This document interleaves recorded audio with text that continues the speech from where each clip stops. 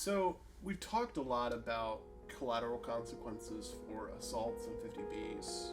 What about things like DWIs where a child's in the car? Are there any considerations for y'all for that? Absolutely. So when a client comes to meet with me, and whether they've been charged with the DWI or the opposing party has been charged with the DWI, the first question I'm going to ask them is, was the child in the car? If the child was in the car, then we have a little bit more that we're going to need to talk about. Because a court, in considering custody, is what's in the best interest of the child. And of course, they're going to look negatively upon someone who's driving a motor vehicle under the influence. In the event that they come to me and they say, no, actually the child wasn't in the car, I'm going to say, okay, well, we have a little bit more to work with here. We will then take a more broad approach and we'll say, okay, was this a one-off? Was, it after just too much fun one night perhaps? Or is this something that has become a habitual issue for you? And in that event, a court could require someone to submit to an alcohol assessment. They could also say things like, we're not comfortable with you driving the child, so in this order, we're going to have provisions in there that say that you're not to be transporting the child. We might designate a third party. We might say that the other parent is going to be responsible for driving the child. Another provision that, say I'm representing the parent that has been charged with the DWI, is we might propose to the court, or I might ask my client on direct examination, client, would you be opposed to a provision in the order that says you're not going to drink when you have the child? Yeah. And a lot of times they'll say, absolutely not, no issue, put that in. And that's a way that the court can feel a little bit more comfortable holding someone accountable to that provision. Okay. I find it interesting that a court would order an additional substance abuse assessment because that's actually part of the underlying DWI sentence by itself. Do courts consider a difference between, a factual scenario versus an actual substance abuse issue? I think so. Okay. I think they absolutely would because, again, they're going to look at, is this a one night where someone went out, X happened, Y happened, and it led to this, tornado of events? Or is this someone who maybe has kept it under locks for just long enough and now this is a problem that's starting to occur more often and more frequently, where there's a larger chance that this child may be subjected to some kind of risk? So when the court orders the alcohol assessment, there's no stipulation or provision usually that maybe the alcohol assessment used in the DWI is improper. It may be very well that the exact same assessment is used in both worlds, which again would be an advantage of hiring our firm because we'd have direct access to that information on the civil and the criminal side. So that's really helpful. The other thing that a court, will likely do is just kind of evaluate the parent. They'll look through the records. They'll want to see what's going on that could be potentially triggering these issues. And then they also would have the ability to maybe say in the order that, say, one of the triggers is a spouse or a girlfriend or boyfriend or whomever it might be.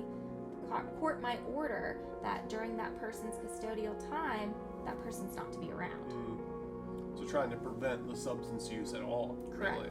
Correct. It's interesting because in the criminal world with the DWI, if there's a child in the car, that elevates it from a very low level offense to one of the most serious offenses you can get as far as misdemeanors go. A level 5 DWI, which is the lowest possible sentencing level, has an active component of 24 hours. So you can do a day in jail or you can do 24 hours of community service. But if you have a child in the car when you commit a DWI, that's an automatic level 1 sentence. So you're looking at 30 days mandatory active time. And that's an incredibly large leap in culpability as far as criminal sentencing goes. And we take that very seriously when there's a child in the car. But weirdly, and I guess, poignantly to criminal defense, a lot of those child abuse charges get dismissed as part of any DWI plea, even though they are still used within the DWI sentencing. So for y'all, do those dismissed child abuse charges matter at all, or is it really just about the factual scenario behind the DWI? Yeah, so I think it depends on, with the DWI, again, if the child's in the car, I don't think the court cares ultimately what happens with that DWI. They're going to know that someone was pulled over and someone was charged with the DWI while the child was in the car. And they're going to want to know the facts behind that situation. So while, many clients at some times will plead the fifth when asked about those charges, because usually our custody hearings go quicker than a DWI does. So sometimes they're kind of in limbo with what's going to happen with that DWI by the time we get in front of a court. So a court can kind of read that how they feel is appropriate. So it is, certainly relevant. What a court will ask me is, I've had hearings where an opposing counsel, when we're doing a pretrial with the judge perhaps, will give some factual scenarios about, well, this happened, this happened, this happened, where, there's events using alcohol. Usually not a DWI, but if someone's had a drunken disorderly or whatever it might be, the first question that the judge will ask me in those situations, well, is it a charge or a conviction? Yeah. So they do take that into account, so long as I think it doesn't really show that the child was present. Mm-hmm. But when the child's present, it's just a whole different escalated standard, in my opinion. Yeah. Another thing that they might do is, if someone finds that this DWI occurred with the child in the car and there's all of these charges, many times the clients will come to us and they'll say, we need to file for emergency custody, because they're trying to say that there's a substantial risk of bodily injury to that child. And I've seen the court handle that multiple ways. Probably based on what you were saying with that 30-day mandatory sentence, is that the emergency is not really apparent anymore. The emergency is kind of handled because that person's not going to be having access to the child. Yeah. So it may be a way to start a custody proceeding quickly, but the judges kind of go either way when determining what the appropriate outcome is in that emergency quick decision. So you'd think if it's sort of a one-off situation that the judges or the courts wouldn't take that as seriously as far as custody, but if this is a reoccurring situation, they might grant full emergency custody to someone based on that fear. I do. Okay. And I think, again, on this one-off situation, what a court would probably do, or what I would ask a court to do if I was representing the person that was charged, would say, Judge, let's enter into a temporary hearing or a temporary order. Let's review it in a year. If my person can, keep on the straight and narrow and, show the court and prove to the court that it was a one-off, this isn't a habitual issue, then usually moving forward, we show the court, Judge, we put that provision in, they've done a great job, there's absolutely no reason that we can't move forward and move on and move past that event.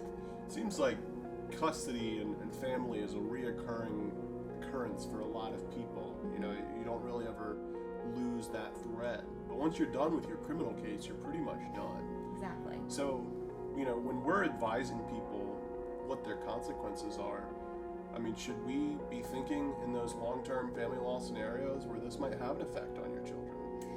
Yeah, I think it's helpful to certainly at least have them set up a meeting to meet with one of our domestic attorneys to kind of talk about that. A lot of times what will happen is, say in the event that someone has been charged and it wasn't good, there were bad facts, the kid's in the car, what we may do is we may encourage our client in that situation to enter into some kind of consent order through the custody hearing without any findings of fact. Because many times when we do that, say they want to modify that order in 2 or 3 years based on a substantial change of circumstances, there's nothing in the court file, the court hasn't found anything about that DWI, and you kind of get to move forward and move on. Yeah. So sometimes that's, an appropriate situation to try and make that really try and be in the past. If you need some advice regarding your custody or family law situation in Forsyth County or the surrounding counties, please come make an appointment with me at Dummit Fradin in Winston-Salem. And if any of these criminal offenses come by your door at some point in Guilford, Alamance, or Randolph, come see me and we'll help you out here at Dummit Fradin.